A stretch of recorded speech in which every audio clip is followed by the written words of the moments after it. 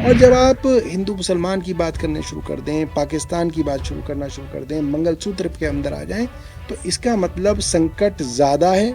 Women security की बात करते हैं, लेकिन जब स्वाति मालीवाल के ऊपर हमला होता है कथित तौर पर, और फिर वो एफआईआर कराती हैं, लेकिन उस मामले में आम आदमी पार्टी चुप हो जाती है, केजरीवाल कुछ नहीं बोलते, प्रेस कॉन्फ्रेंस में कुछ नहीं बोलते। एक बात बताइए, अरविंद केजरीवाल जी के ऊपर तो आरोप नहीं है, मेरे ऊपर तो आरोप नहीं है, एक नेता के एक पीए के ऊपर आरोप है, और वो सुबह से लेकर शाम तक टीवी में चल रहा है। और जो वीडियो सामने आई, उस वीडियो के अंदर वो सोफे के ऊपर बैठी हुई दिख रही हैं, पुलिस वालों से कमांडिंग टोन के अंदर बात कर रही हैं कि तुमको मैं तुम्हारी मैं वर्दी उतरवा लूंगी, तुमको तो मैं ठीक कर दूंगी।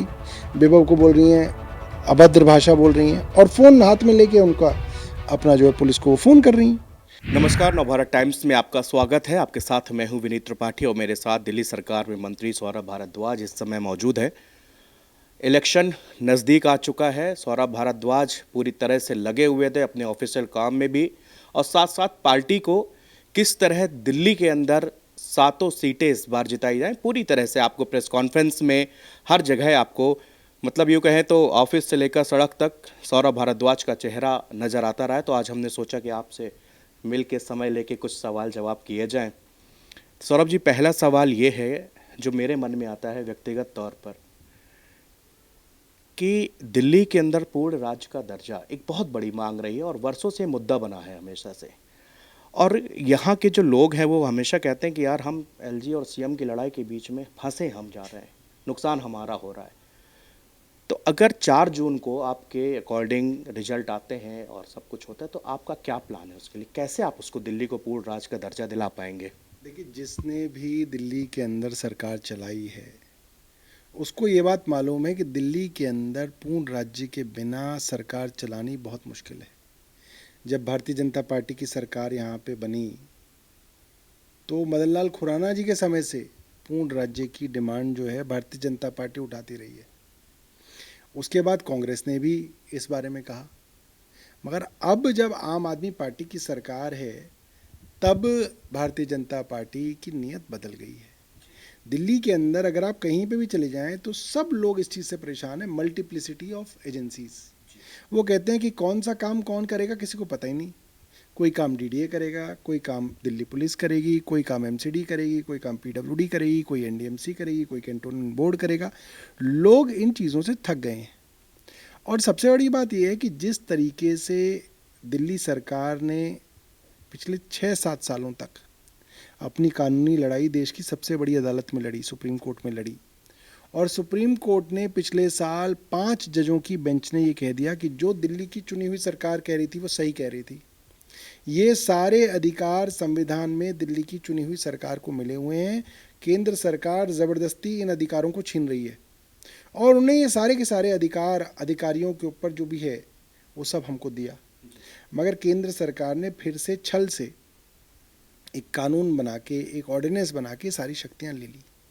अब समस्या ये है कि जितने भी अधिकारी दिल्ली सरकार के अंदर हैं, सब एलजी के अधीन है, यानी कि भारतीय जनता पार्टी के अधीन है।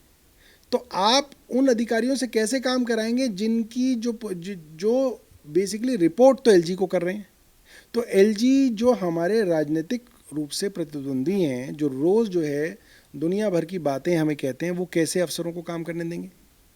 एलजी तो चाहेंगे दिल्ली में काम ना हो, दिल्ली सरकार बदनाम हो, और वही पिछले कुछ महीनों से देखा जा रहा है। तो ये बहुत ज़रूरी है दिल्ली के लोगों के लिए भी कि पूर्ण राज्य दिल्ली को मिले, और तब जो है दिल्ली के काम जो है रफ्तार पकड़ेंगे। अच्छा, ये जो 2019 का इलेक्शन हुआ, 24 का इलेक्शन, माफ़ कीजिएगा 14 और अब 24, ये आप लोगों के लिए इतना महत्वपूर्ण इम्पोर्टेंट इलेक्शन क्यों है? और इस इलेक्शन से अब तक, क्योंकि अब 25 मई बहुत नज़दीक है जिस दिन वोटिंग होने वाली है, क्या लग रहा है? आपने पूरे दिल्ली में कई जगह कैंपेनिंग की है, सब कुछ कैसा महसूस, क्या लोग कह रहे हैं, क्या चर्चाएं चल रही हैं? देखिए, 2019 के इलेक्शन के अंदर हम लोग एक इंडिविजुअल पार्टी के तौर पे लड़ रहे थे। हम लोग दिल्ली में लड़ रहे थे, पंजाब में लड़ रहे थे, मुश्किल से 20 सीटें हमारी थी, और हम किसी गठबंधन का हिस्सा नहीं थे। दिल्ली के लोगों के मन में ये सवाल था, पंजाब के लोगों के मन में भी रहा होगा, कि भाई अगर आपको सीटें देती हैं तो होगा क्या? होगा तो कुछ नहीं, तो हम आपको सीटें क्यों दें? मगर आज उस सवाल का जवाब दिल्ली और पंजाब के लोगों को मिल गया है कि इंडिया गठबंधन का एक बड़ा हिस्सा आम आदमी पार्टी है, जिसके अंदर हम लोग दिल्ली के अंदर, पंजाब के अंदर, गुजरात के अंदर, हरियाणा के अंदर सीटों पर लड़ रहे हैं।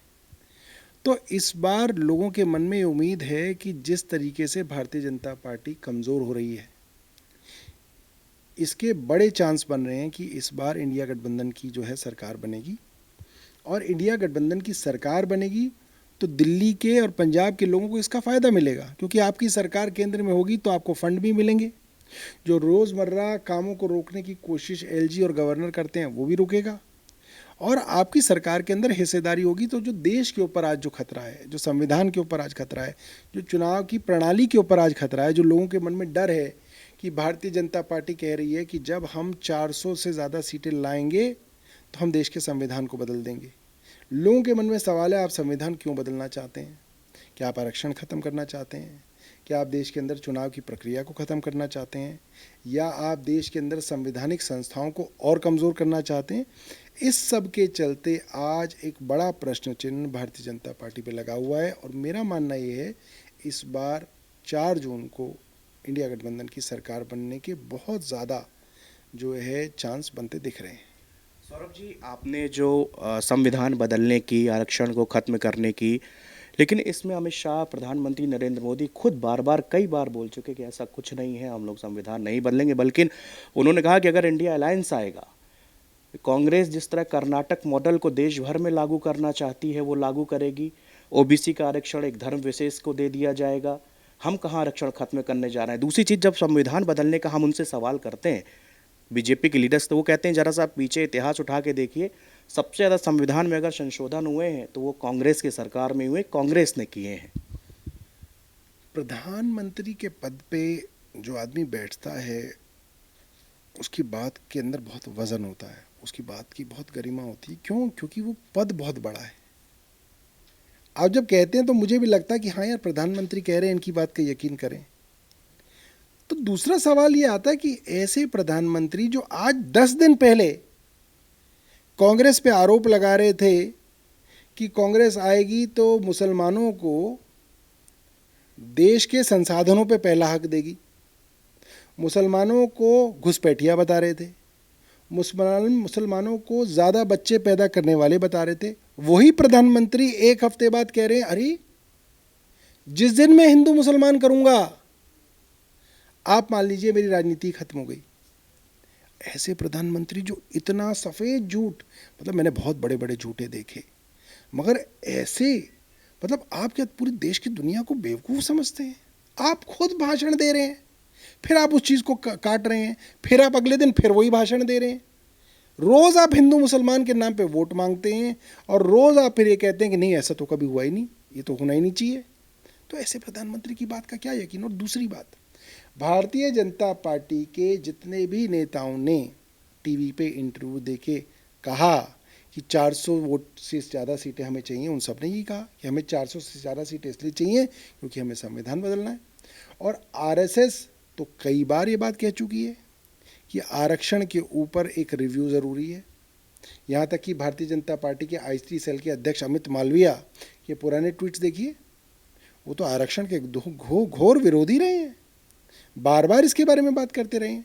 तो मुझे लगता है कि भारतीय जनता पार्टी को लगता था कि ये पोल उनकी खुलेगी नहीं, मगर जब से उनकी इस बात के बारे में लोगों में चर्चा शुरू हुई है, उनकी वोट और गिरनी शुरू हो गई है। ये इस बात को आप भी मानते हैं कि जब से इलेक्शन डिक्लेयर हुआ उसके 1-2 महीने पहले सौरभ वारदोई जी, एक जैसे लग रहा था कि इलेक्शन में जिस तरह से बीजेपी 400 पार का नारा दे रही है, माहौल पूरा वैसे था। लेकिन एक बार की जब इलेक्शन अनाउंस होता है और उसके बाद में इलेक्शन के फर्स्ट फेज़ होता है तो कुछ चीज़ें बदली हैं। जिस तरह से हम बयानों में देख रहे हैं, पहला जो फेज़ था उसमें विकास मुद्दा था, दूसरा फेज़ आया मंगलसूत्र आया, तीसरा फेज़ आया भारत पाकिस्तान आया, चौथा फेज़ आया कोई और नया टॉपिक, तो मुद्दे बदलते गए।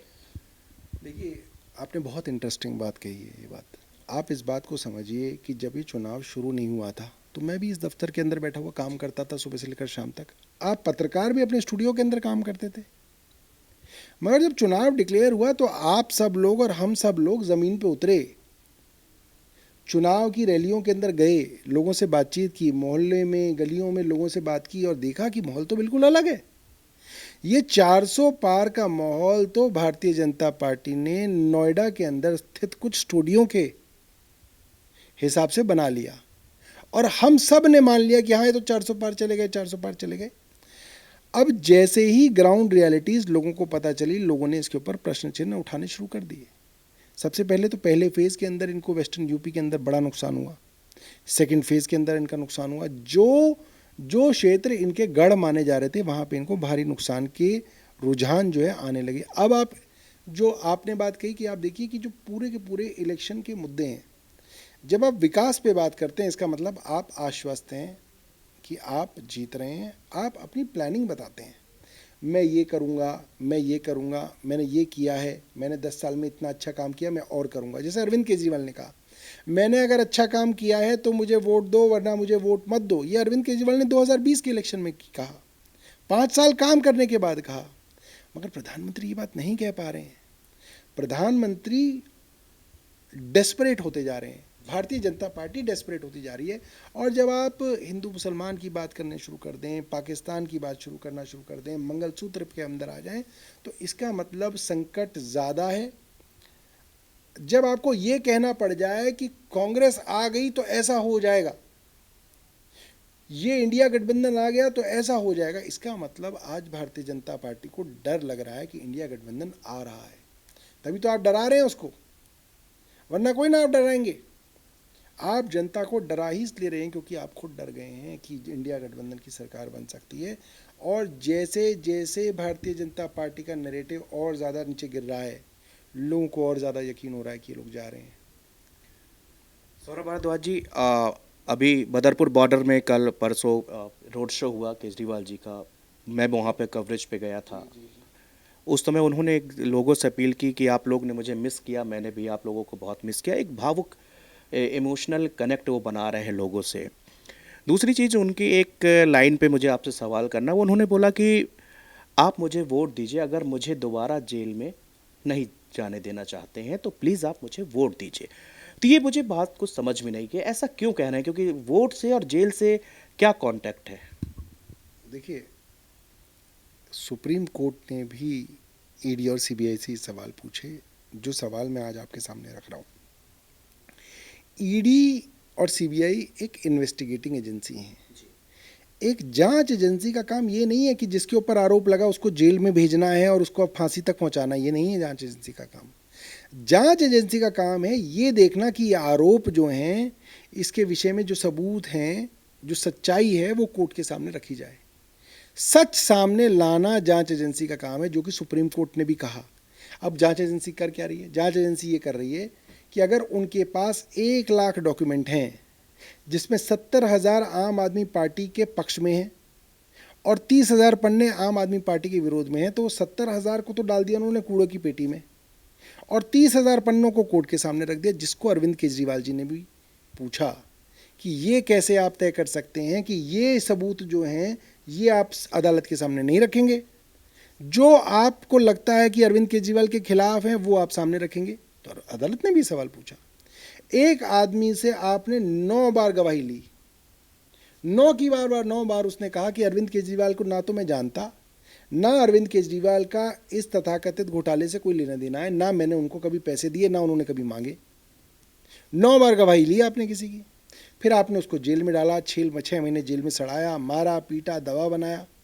फिर आपने उसकी एक गवाही ले ली जो आप चाहते थे कि हाँ अरविंद केजरीवाल ने मुझसे पैसे मांगे, और आपने उसकी 9 गवाहियां कूड़े की पेटी में डाल दी। 10वीं गवाही लेके आप कोर्ट में आ गए। कोर्ट ने भी पूछा ये कौन तय करेगा और कैसे तय करेगा कि इन 10 गवाहियों में से कौन सी सच्ची है, कौन सी झूठी है।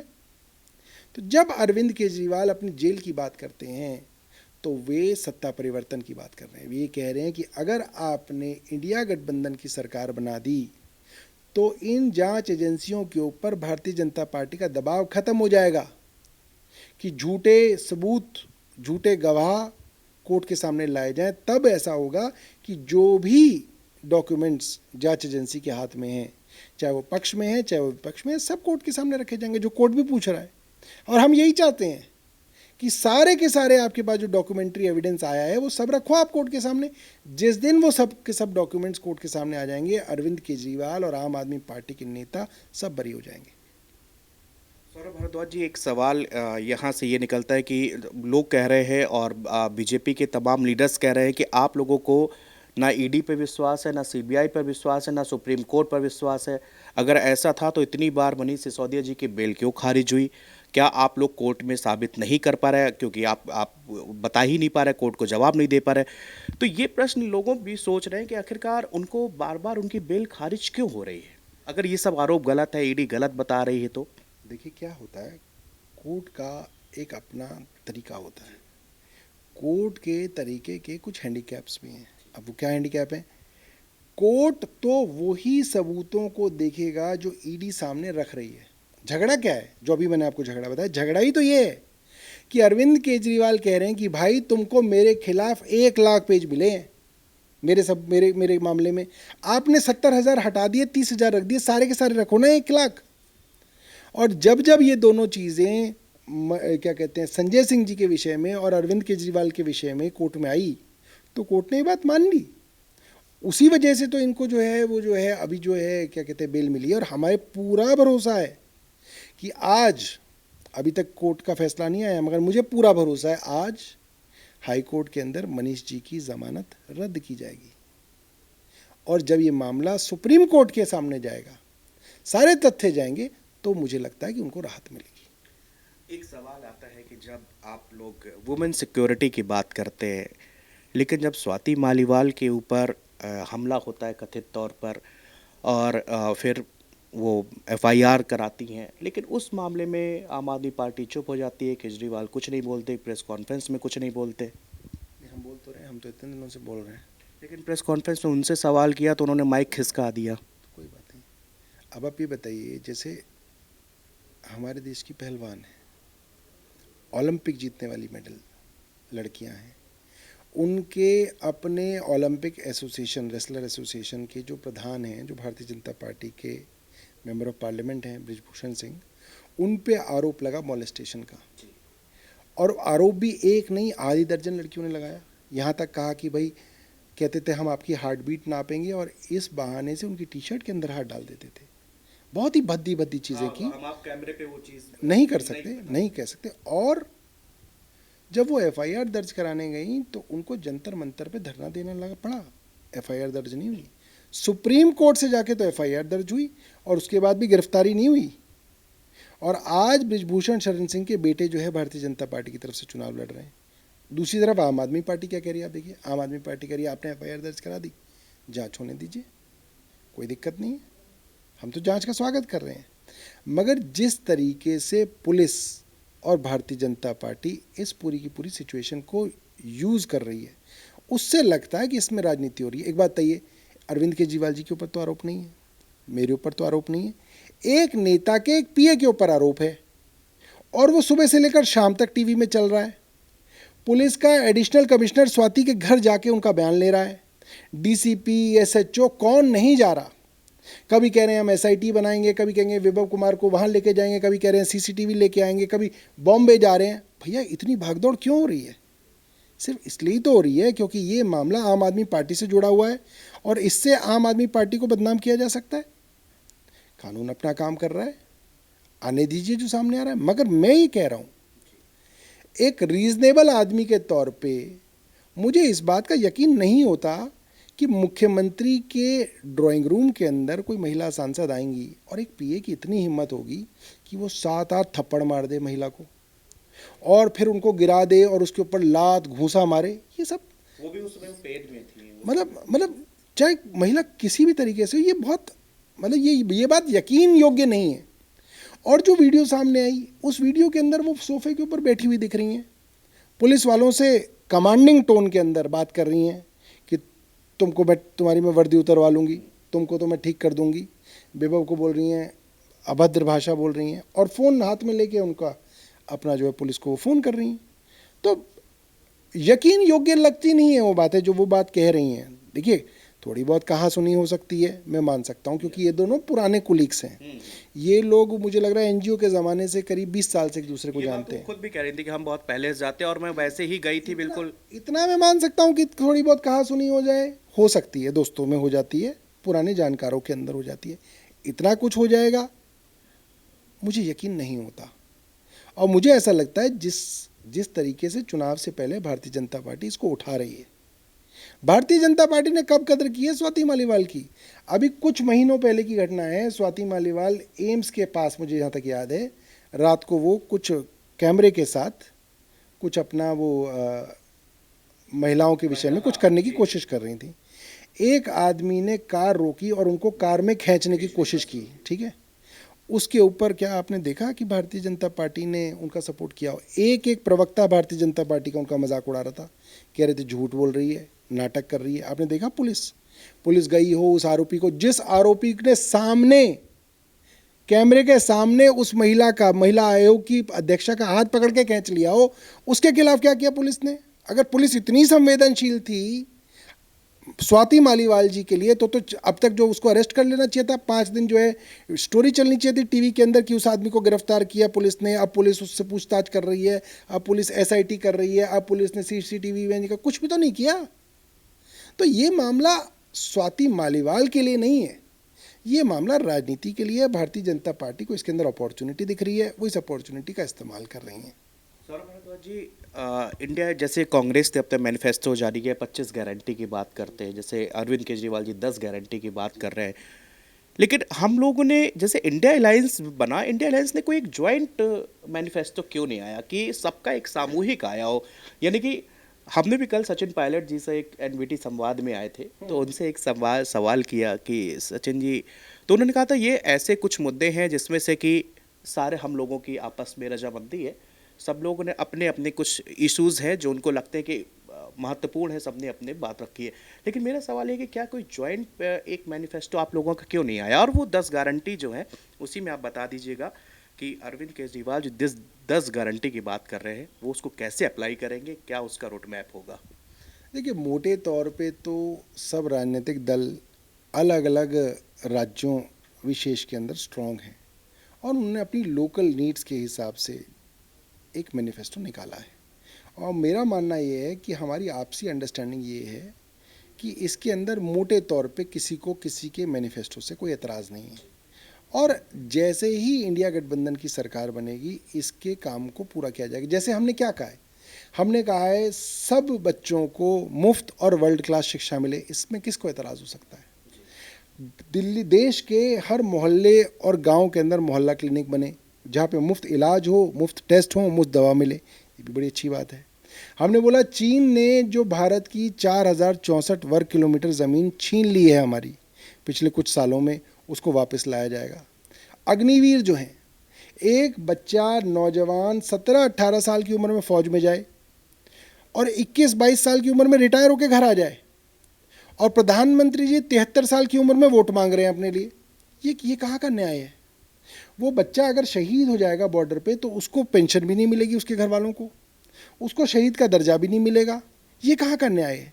तो हमने कहा ये जो अग्निवीर का पूरा धोखा है इसको बंद किया जाएगा और रेगुलर सर्विस जो इनकी पहले हुआ करती थी उसी को जो है बहाल किया जाएगा। ये सारी बड़ी कॉमन चीज़ें हैं। जैसे बेरोज़गारी पे हमने कहा है कि पहले 1 साल में सारे यत्न किए जाएंगे कि पहले साल 2 करोड़ नौकरियों का इंतज़ाम किया जाए, 2 करोड़ रोज़गार का इंतज़ाम किया जाए, ये हमने कहा।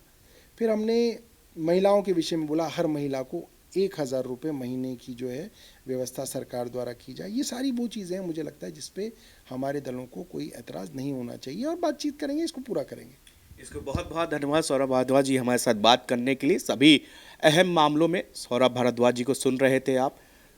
केजरीवाल की 10 गारंटी, इसको लेकर दिल्ली में क्या रोड मैप है, किस तरह से काम होगा। फिलहाल अब 25 मई के बाद हम लोग, सौरभ भारद्वाज जी आप समय जरूर दीजिएगा, इलेक्शन होने के बाद एक बार फिर आपसे हम मुलाकात करेंगे। तब तक के लिए नमस्कार।